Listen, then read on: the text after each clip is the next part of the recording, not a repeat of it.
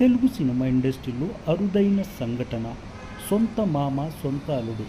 Already Sankranti పండుగకు మేనమామ super duper hit కొట్టాడు. మేనల్లుడు కూడా సూపర్ హిట్ కొట్టడానికి రెడీగా ఉన్నాడు.